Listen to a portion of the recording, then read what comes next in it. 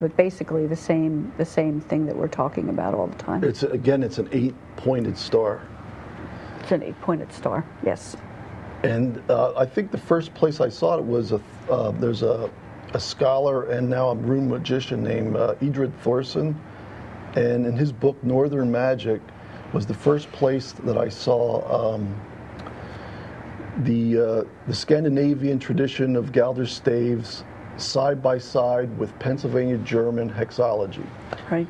So they're kissing cousins, and I just took the next step and actually combined the two. And now really the tradition has just taken off like wildfire in the Germanic heathen community. In fact, that one of Pat's was just on the cover of Ancestral Folkways magazine. I've got one that's going to be on the cover of Hex magazine, and there's a great deal of people taking up the torch. Yeah, we work with a large community of artists that are all now, and mostly what's interesting is they're rediscovering their Pennsylvania German roots.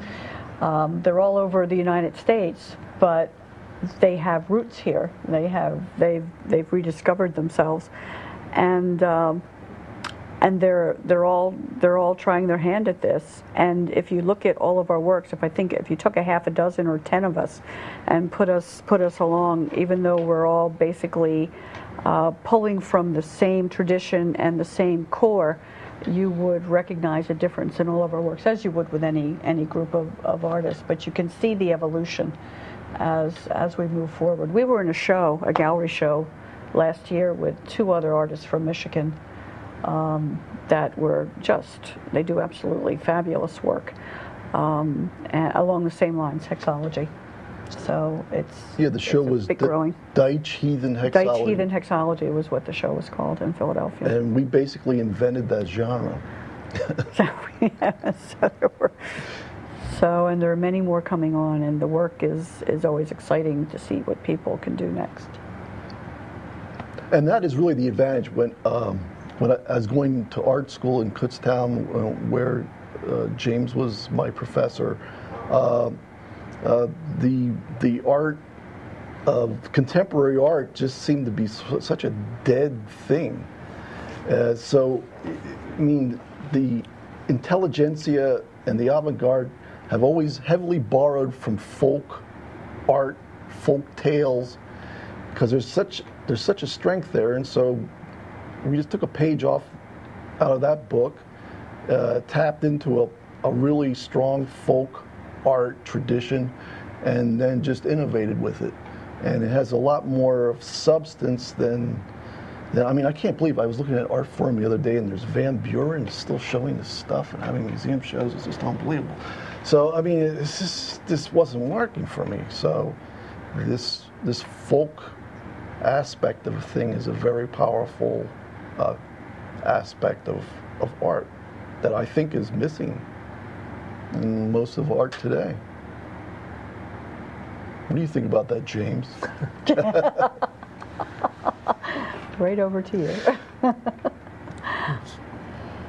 Anything's possible. True. Very true. But also there's different ways of seeing things, and which is good. Looking at things, and as long as we have a dialogue that goes along with it. Exactly. Very true. Now you have an image here. I have an image here. If we could put that up, that would be great. When I looked at it, the first thing I saw was like a maze. Yeah. But then, if you look at it long enough, it isn't a maze. Nope. This is one of Hunter's. This is a sun wheel. This is the Black Sun. It's called the Black Sun. Or the Schwarzsonne. Schwarzsonne. What's that mean? It's Black Sun, and this is a very dramatic. Schwarzsonne. It's Black Sun. Oh, that means a black sun. Okay.